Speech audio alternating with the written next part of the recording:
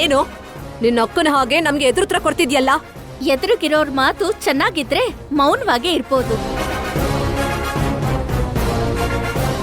ನಾಲ್ಗೆ ಹಿಡ್ತಾ ಇಲ್ದೆ ಮಾತಾಡ್ತಾ ಇದ್ರೆ ಆ ಮಾತನ್ ಕೇಳಿಸ್ಕೊಂಡು ತಲೆ ತಗ್ಸಿ ನಡೆಯೋ ಅವಶ್ಯಕತೆ ನನಗಂತೂ ಇಲ್ಲ. Stop it.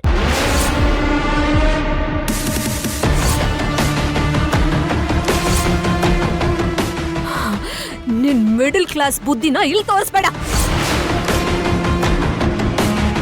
ಚಿಕ್ಕತ್ತೆ ಕತ್ತೆ ಕತ್ತೆ ಕತ್ತೆ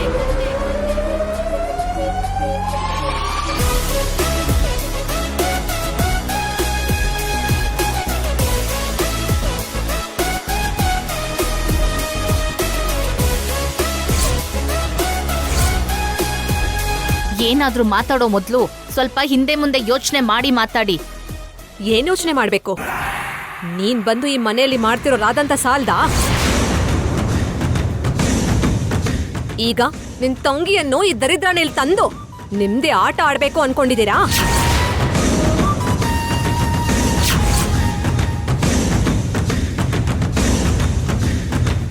ಯಾರು ಬೇಕಾದ್ರೂ ಈ ಮನೇಲಿ ನುಗ್ಗಿ ಅವ್ರಿಗಿಷ್ಟ ಬಂದಿದ್ದೆಲ್ಲ ಮಾಡ್ತಿದಾರೆ. ಚಿಕ್ಕತ್ತೆ, ನಿಮಗ್ ನಾವ್ ಎಷ್ಟು ಗೌರವ ಕೊಟ್ಟು ಮಾತಾಡಿದ್ರು ಆ ಗೌರವನ ನೀವೇ ಕಳ್ಕೊತಿದ್ದೀರಾ. ನಿಮ್ ವಯಸ್ಸಿಗೆ ಈ ಮನೇಲಿ ನಿಮ್ಗಿರೋ ಸ್ಥಾನಕ್ಕೆ ನೀವ್ ಆಡೋ ಮಾತಲ್ಲಿ ಅಷ್ಟು ಸಂಸ್ಕಾರನೇ ಇಲ್ಲ. ಸಂಸ್ಕಾರದ ಬಗ್ಗೆ ಮೊದಲು ನೀನು ನಿನ್ ತಂಗಿನ ತಿಳ್ಕೊಳ್ಳಿ.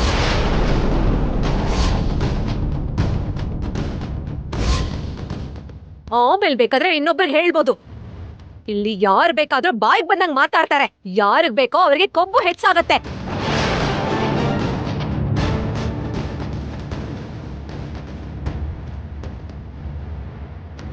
ಏ ವಿವೇಕ್, ಇನ್ನೊಂದ್ಸಲ ಯಾರ್ಯಾರ ಜೊತೆಗೋ ಸಲ್ಗೆ ತೋರ್ಸಿದ್ರೆ ನಂದ್ ಇನ್ನೊಂದ್ ರೂಪ ನೋಡ್ಬೇಕಾಗತ್ತೆ.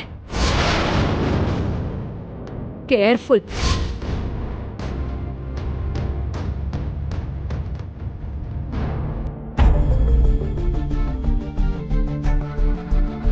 ನೋಡು ವಿವೇಕ್, ಜಾನು ಬಗ್ಗೆ ನನಗ್ ಚೆನ್ನಾಗ್ ಗೊತ್ತು.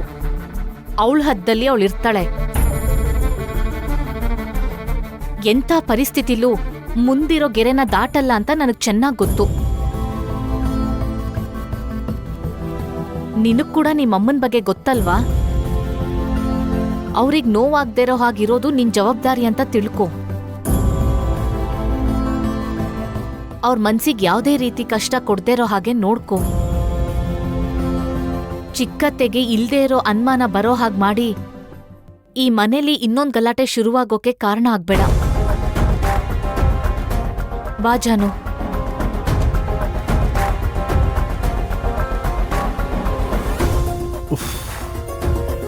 ಜಸ್ಟ್ ಜಾನು ಕೈ ಹಿಡ್ಕೊಂಡಿದ್ದಕ್ಕೆ ಮಾಮ್ ಇಂಥ ಪ್ರಳಯನೇ ಮಾಡ್ಬಿಟ್ರು.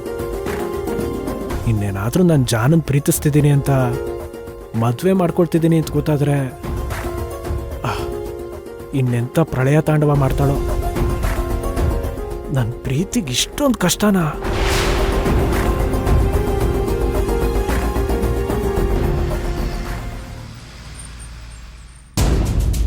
ಮಿತ್ರ, ಕ್ವಾರಿ ಹತ್ರ ಆ ಬ್ಲಾಸ್ಟ್ ಯಾಕಾಯ್ತು ಅಂತ ಏನಾದ್ರೂ ಗೊತ್ತಾಯ್ತಾ? ಆ ಬ್ಲಾಸ್ಟ್ ಆಗಿದ್ದಕ್ಕೆ ಕಾರಣ ಏನು? ಮಾಡ್ಸಿದ್ಯಾರು? ಏನಾದ್ರೂ ಕ್ಲೂ ಸಿಕ್ತಾ ಕಂದ?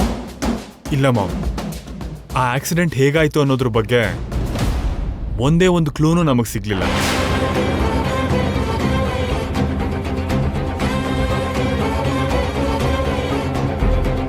ಮತ್ತೆ CCTV ಫುಟೇಜ್ನ ಚೆಕ್ ಮಾಡ್ಲಿಲ್ವಾ ನೀವು? ಅದು ಕೂಡ ಚೆಕ್ ಮಾಡಿದ್ವಿ ಡ್ಯಾಡ್. ಆದ್ರೆ ಬ್ಲಾಸ್ಟ್ ಮೊದಲು ಆಮೇಲಿನ ಫುಟೇಜ್ ಇದೆ. ಬ್ಲಾಸ್ಟ್ ಆಗಿರೋ ಟೈಮಲ್ಲಿರೋ ಫುಟೇಜ್ ಮಾತ್ರ ಮಿಸ್ ಆಗಿದೆ.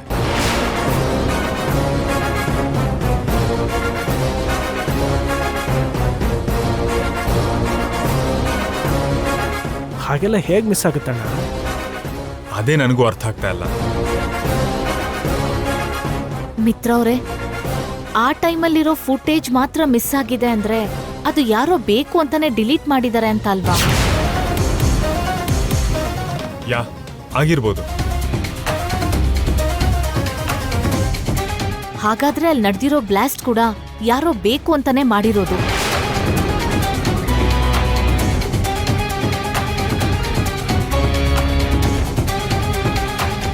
ಯಾರೋ ಕರೆಕ್ಟಾಗಿ ಪ್ಲಾನ್ ಮಾಡ್ಕೊಂಡೆ ನಿಮ್ಮೇಲ್ ಮರ್ಡರ್ ಅಟೆಂಪ್ಟ್ ಮಾಡಿದ್ದಾರೆ. ಈ ಭಾಗ್ಯ ಏನು ದೊಡ್ಡ ಆಫೀಸರ್ ಥರ ಪ್ರಶ್ನೆ ಮೇಲೆ ಪ್ರಶ್ನೆ ಮಾಡ್ತಿದ್ದಾಳೆ. ಮರ್ಡರ್ ಅಟೆಂಪ್ಟ್ ಅಂತ ದೊಡ್ಡ ದೊಡ್ಡ ಹೆಸರಿಡ್ತಿದ್ದಾಳೆ. ನೀನ್ ಹೇಳ್ತಿರೋದನ್ನ ಕೇಳಿದ್ಮೇಲೆ ನನಗೂ ಹಾಗೆ ಅನ್ನಿಸ್ತಾ ಇದೆ ಭಾಗ್ಯ. ಆದ್ರೆ ಆ ಫುಟೇಜ್ ಮಿಸ್ ಆಗಿದ್ಯಲ್ಲ, ಈಗ ಕಂಡು ಹಿಡಿಯೋದು ಕಷ್ಟ ಅನ್ಸುತ್ತೆ. ಹೌದು ಮಿತ್ರ, ಅದನ್ನ ಮಾಡ್ದವ್ರನ್ನ ಇವಾಗ ಕಂಡುಹಿಡಿಯೋದು ತುಂಬಾ ಕಷ್ಟ.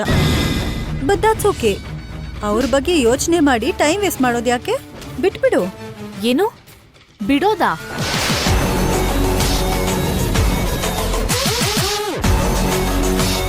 ಹಾಗೇಗ್ ಬಿಡೋದು ಮನೀಷಾ? ಮಿತ್ರ ಅವ್ರ ಪ್ರಾಣಕ್ಕೆ ಯಾರೋ ಅಪಾಯ ತಂದಿದ್ದಾರೆ.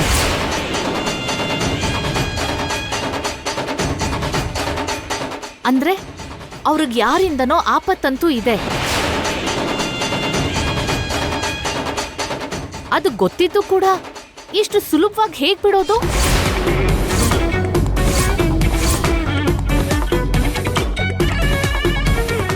ಈ ಭಾಗ್ಯ ಏನು ಆರ್ ಹೋಗಿರೋ ಬೆಂಕಿನ ಮತ್ತೆ ಹಚ್ತಿದ್ದಾಳೆ. ಈ ವಿಷಯನ ಇಲ್ಗೆ ಬಿಡ್ಬಾರ್ದು. ನಿನ್ನ ಆವೇಶ ಯೋಚನೆಯಲ್ಲಿ ಅರ್ಥ ಇದೆ, ಆದ್ರೆ ಫೂಟೇಜ್ ಇಲ್ಲ ಅಂದ್ರೆ ನಾವೇನ್ ಮಾಡಕ್ಕಾಗತ್ತೆ ಹೇಳು? ಯಾವ ಸಮಸ್ಯೆಗಾದ್ರೂ ಏನಾದ್ರೂ ಒಂದ್ ಪರಿಹಾರ ಖಂಡಿತ ಇರುತ್ತೆ. ಅದೇನು ಅಂತ ತಿಳ್ಕೊಂಡ್ರೆ ಆ ಸಮಸ್ಯೆ ಯಾಕಾಯ್ತು ಅಂತಾನೂ ಗೊತ್ತಾಗುತ್ತೆ. ಆದ್ರೆ ಈ ಸಮಸ್ಯೆಗೆ ಪರಿಹಾರ ನನಗಂತೂ ಕಾಣ್ತಿಲ್ಲ ಭಾಗ್ಯ. ಈ ಸಮಸ್ಯೆ ಕೂಡ ಪರಿಹಾರ ಇದೆ ಮಿತ್ರ ಅವ್ರೆ.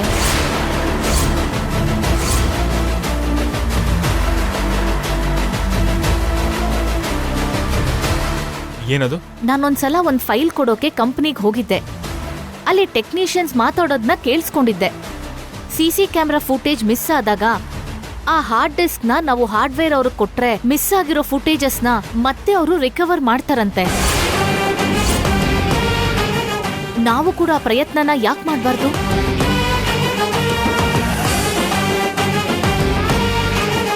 ಈ ಭಾಗ್ಯ ಏನು ಆಲ್ರೆಡಿ ಮುಗ್ದೋಗಿರೋ ಕತೆನ ಮತ್ತೆ ಮತ್ತೆ ಅದೇ ವಿಷಯನ ಎಲ್ರಿಗೂ ಹೇಳ್ತಿದ್ದಾಳೆ. ಹೌದಣ್ಣ, ಇದಕ್ಕೂ ಮೊದಲು ಕೂಡ ನನ್ನ ಫ್ರೆಂಡ್ ಸರ್ಕಲಲ್ಲಿ ಇದನ್ನು ಕೇಳಿದ್ದೆ. ಫುಟೇಜನ್ನು ಮತ್ತೆ ರಿಕವರಿ ಮಾಡ್ಕೋಬೋದು ಅಂತ.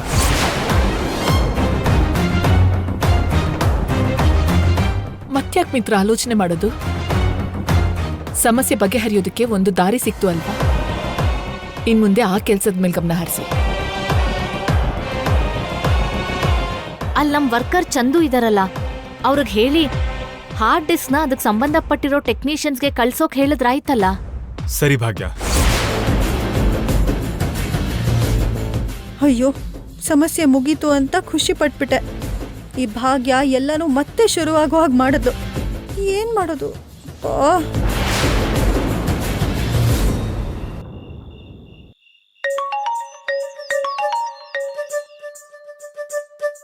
ಹಲೋ ಹಲೋ ಮೇಡಮ್ ಅವರೇ, 2-3 ಸಲ ಕಾಲ್ ಮಾಡಿದ್ದೆ, ಯಾಕೆ ರಿಸೀವ್ ಮಾಡಿಲ್ಲ?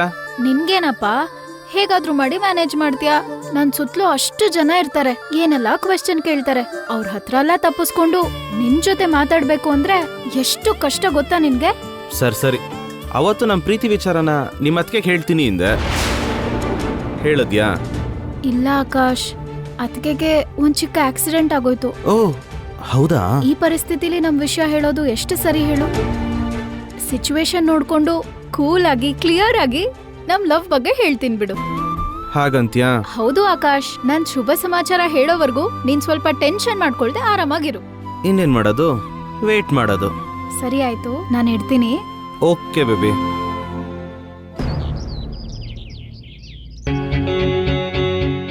ಯಾ ಇಬ್ರು ಬರ್ತೀವಿ. ಮಿತ್ರ ಮನೀಷಾ ಅನ್ನೋ ಹೆಸರಲ್ಲಿ ಬುಕ್ ಮಾಡಿ.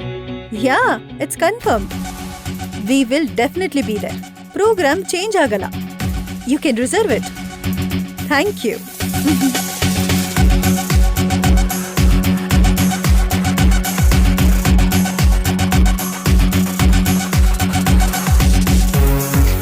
ಮನೀಷಾ, ಏನೋ ನಿಧಿ ಸಿಕ್ಕಿರೋ ಹಾಗೆ ತುಂಬಾ ಖುಷಿಯಾಗಿದ್ಯಾ? Feb 14 aunty. ಲವರ್ಸ್ಗೆ ಇವತ್ತು ಮೋಸ್ಟ್ ಅವೇಟೆಡ್ ಡೇ ಅಲ್ವಾ ಆಂಟಿ? ಹೋ, ಇವತ್ತು ವ್ಯಾಲೆಂಟೈನ್ಸ್ ಡೇ ಅನ್ನೋ ವಿಷಯನೇ ಮರ್ತಿದ್ದೆ. ಅಷ್ಟಕ್ಕೂ ನಿಮ್ ಪ್ರೀತಿ ಸೆಲೆಬ್ರೇಷನ್ ಮಾಡಕ್ಕೆ ಏನ್ ಪ್ಲಾನ್ ಮಾಡಿದ್ಯಾ? ಜೋರಾಗೆ ಪ್ಲಾನ್ ಮಾಡ್ತಿದ್ದೀನಿ ಆಂಟಿ. ಮ್ಹೂ. ವ್ಯಾಲೆಂಟೈನ್ಸ್ ಡೇ ಪ್ರಯುಕ್ತ PPS ಅನ್ನೋ ರೆಸಾರ್ಟ್ ಓಪನ್ ಆಗ್ತಿದೆ. ಮಿತ್ರನ ಅಲ್ಲಿ ಕರ್ಕೊಂಡು ಹೋಗೋಣ ಅನ್ಕೊಂಡೆ. Wow, that's a good idea. ಹಳೆ ಪ್ರೀತಿ ಹೊಸ ತರ ಚಿಗುರ್ತಿದೆ ಅಂದಂಗಾಯ್ತು. ಆಂಟಿ, ಹಳೆ ಪ್ರೀತಿ ಏನು? ಇನ್ನು ನಮ್ದು ಫ್ರೆಶ್ ಲವ್ವೇ. ಹಳೇದು ಅಂತೆಲ್ಲ ತಮಾಷೆ ಮಾಡ್ಬಿಡಿ ಆಂಟಿ. ಏನೋ ಫ್ಲೋಲ್ ಬಂತು ಬಿಡು ಮನೀಷಾ. ತಮಾಷೆ ಮಾಡ್ಬೇಕಂತಲ್ಲ. ಸರಿ ಸರಿ, ಇವತ್ತು ಡೇ ಎಲ್ಲ ಏನ್ ಪ್ಲಾನ್ ಮಾಡ್ತಿದ್ಯಾ? ಮಿತ್ರ ಮರ್ತಿರೋ ನಮ್ಮ ಪ್ರೇಮ ಕಾವ್ಯನ ಅವನಿಗೆ ನೆನಪು ಮಾಡಬೇಕು ಅನ್ಕೋತಿದ್ದೀನಿ. ಮೊದಲೆಲ್ಲ ಮಿತ್ರಗೆ ನಾನೇ ಲೈಫ್ ಲೈನ್ ಆಗಿದ್ದೆ. ಆದರೆ ಈಗ ಅವನ ಲೈಫಲ್ಲಿ ನಾನೊಂದು ಪಾರ್ಟ್ ಆಗಿದ್ದೀನಿ ಅಷ್ಟೆ. ಮೊದಲೆಲ್ಲ ಮಿತ್ರಾಗ್ ನನ್ ಬಿಟ್ರೆ ಬೇರೆ ಯೋಚನೆನೇ ಇರ್ತಿರ್ಲಿಲ್ಲ. ಆದರೆ ಇವಾಗ ಅವನ ಯೋಚನೆಗಳಲ್ಲಿ ನಾನು ಇರೋದೇ ಇಲ್ಲ. ಅದಕ್ಕೆ ಮಿತ್ರಾಗೆ ಪಾಸ್ನ ರಿಮೈಂಡ್ ಮಾಡ್ತೀನಿ. ಆ ಡೇಸಲ್ಲಿ ನಾವೆಷ್ಟು ಅನ್ಯೋನ್ಯವಾಗಿರ್ತಿದ್ವೋ, ಎಷ್ಟು ಆನಂದವಾಗಿ ಕಳೀತಿದ್ವೋ ಅವನಿಗೆ ನೆನಪು ಮಾಡಿಸಿ ಪ್ರೆಸೆಂಟಲ್ಲಿ ಕೂಡ ಅವನಿರೋ ರೀತಿನ ಚೇಂಜ್ ಮಾಡ್ತೀನಿ. ನೀನ್ ಹೇಳಿದ್ದು ನಿಜಾನೇ ಮನೀಷಾ. ಮೊದ್ಲೆಲ್ಲ ಮಿತ್ರ ನಿನ್ ಸೆರ್ಗ್ ಹಿಡ್ಕೊಂಡಿರ್ತಿದ್ದ. ನೀನೇನ್ ಹೇಳ್ತೀಯೋ ಅದನ್ನೇ ಕೇಳ್ತಿದ್ದ. ನೀನ್ ಹಾಕಿರೋ ಗೆರೆನ ದಾಟ್ತಿರ್ಲಿಲ್ಲ. ಹಾಗಿದ್ದವನು ಈಗ ನೀನ್ ಇದ್ಯಾ ಅನ್ನೋ ವಿಷಯನೇ ಮರ್ತಿದ್ದಾನೆ. ಅವನನ್ನ ಮತ್ತೆ ನಿನ್ ದಾರಿಗೆ ಕರ್ಸೋಕೆ ಇದೇ ಸರಿಯಾದ ಸಮಯ. ಹೌದಾಂಟಿ, ಅದಕ್ಕೆ ಇವಾಗ ದಾರಿ ತಪ್ತಿರೋ ಮಿತ್ರನ ನನ್ನ ಕಡೆ ಮಾಡ್ಕೊಳ್ಳೋದಕ್ಕೆ ನಾನು ಇದನ್ನೆಲ್ಲ ಪ್ಲಾನ್ ಮಾಡ್ತಿದ್ದೀನಿ. That's very nice Manisha. ಆದ್ರೆ ಒಂದು ವಿಷಯ ನೆನ್ಪಿಟ್ಕೋ, ನೀನಿವತ್ತು ಮಿತ್ರನ್ ಜೊತೆ ಇರೋಕೆ ಮಾಡಿರೋ ಪ್ಲಾನ್ ಬಗ್ಗೆ ಬಾಗಿನ್ ಗೊತ್ತಾಗ್ದಿರೋ ಹಾಗೆ ಹುಷಾರಾಗಿರ್ಬೇಕು. ಹಾ, ಇಲ್ದಿದ್ರೆ ಏನಾದ್ರೂ ಅಡ್ಡಿ ಮಾಡ್ತಾಳೆ, ಏನಾದ್ರೂ ಪ್ರಾಬ್ಲಮ್ ಕ್ರಿಯೇಟ್ ಮಾಡ್ತಾಳೆ. ಅದಕ್ಕೆ ಆಂಟಿ, ಅವಳಿಗೆ ಗೊತ್ತಾಗ್ದಿದ್ದ ಹಾಗೆ ನಾನು ನೋಡ್ಕೋತೀನಿ. Don't worry.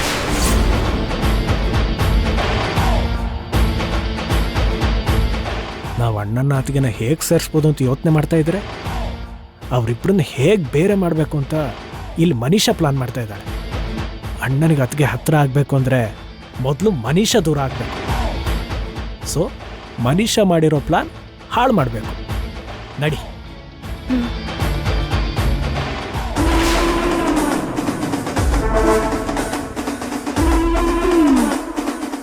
Valentine's day program ಬಗ್ಗೆ ಡೈರೆಕ್ಟ್ ಆಗಿ ಹೇಳಿದ್ರೆ ಏನ್ ಮಜಾ ಬರುತ್ತೆ? ಮಿತ್ರಗೆ ಒಂದು ಪಜಲ್ ಥರ ಮಾಡಿ ಗೊತ್ತಾಗೋ ಹಾಗೆ ಮಾಡಬೇಕು.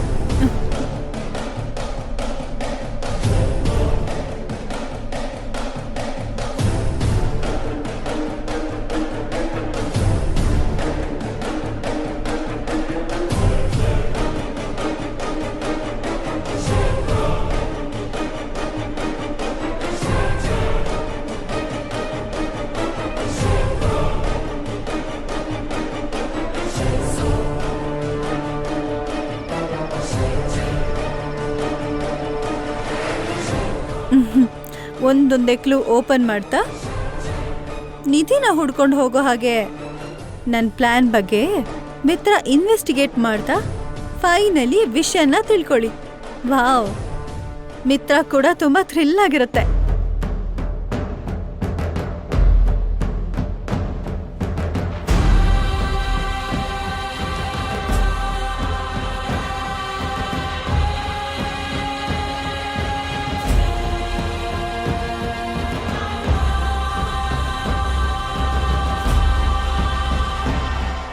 ಮಿತ್ರ, ನೀನ್ ಶೂ ಚೇಂಜ್ ಮಾಡಿದ್ಮೇಲೆ ಡೈರೆಕ್ಟ್ ಆಗಿ ನನ್ನ ರೂಮಿಗೆ ಹೋಗು. ಏಕೆ? ಹೋಗು ಮಿತ್ರ, ನಿಂಗೋಸ್ಕರ ಒಂದ್ ಸರ್ಪ್ರೈಸ್ ಕಾಯ್ತಿದೆ. ವ್ಯಾಲೆಂಟೈನ್ಸ್ ಡೇ ಪ್ಲಾನ್ ಬಗ್ಗೆ ಮನೀಷಾ ತುಂಬ ಕಷ್ಟಪಡ್ತಾ ಇದ್ದಾಳೆ ಅನ್ಸುತ್ತೆ. ನಾವು ಅದನ್ನು ಸ್ಪಾಯ್ಲ್ ಮಾಡಬೇಕು. ಬಾ ನಡಿ. Come on, get up, get up. Manisha, go Mitra, ಏನಿದು ಮನೀಷಾ? ಗೋ ಗೋ ಗೋ. ಅಯ್ಯೋ,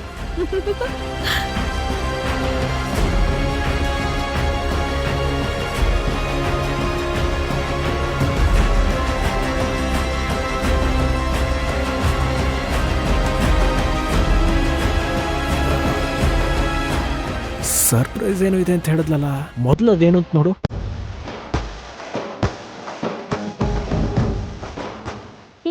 ಅಲ್ಲಿ ನೋಡು.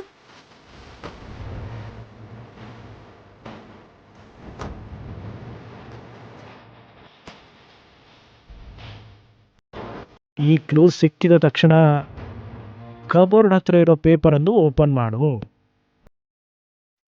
ಅಬ್ಬಾ, ಟ್ರೆಜರ್ ಹಂಟ್ ಥರ ಜೋರಾಗಿ ಏನೋ ಪ್ಲಾನ್ ಮಾಡ್ದಂಗಿದೆ ನೋಡು.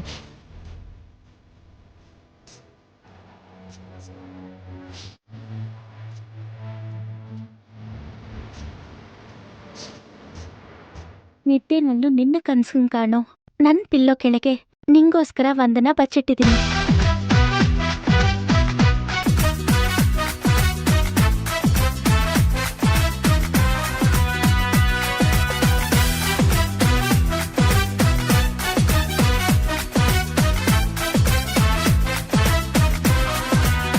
ಗಾಳಿಗೆ ಹೊಡ್ಕೊಳ್ಳೋ ಕಿಟಕಿ ಕಾರ್ನರನ್ನು ನೋಡಿದರೆ ನಿನಗೆ ಇನ್ನೊಂದು ಕ್ಲೂ ಸಿಗುತ್ತೆ.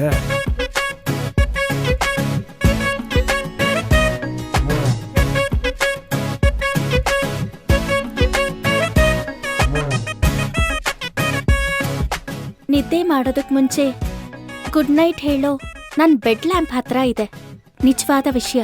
ಮೊದ್ಲು ಹೋಗಿ ಅದನ್ನ ನೋಡು.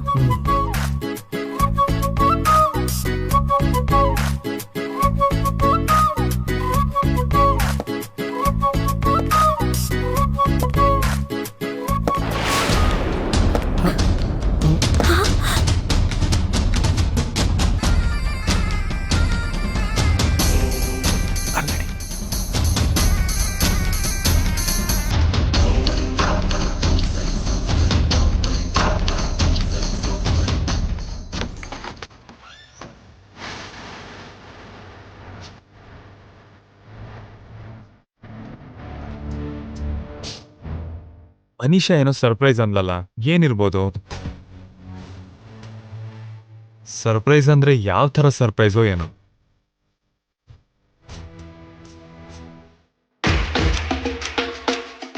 ಬೆಡ್ ಲ್ಯಾಂಪ್ ಹತ್ರ ಏನೋ ಚೀಟಿ ಇಟ್ಟಿದ್ದಾಳೆ.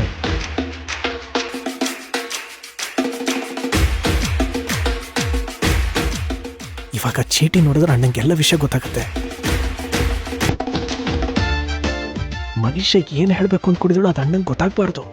ಏನು ಮಾಡೋದು?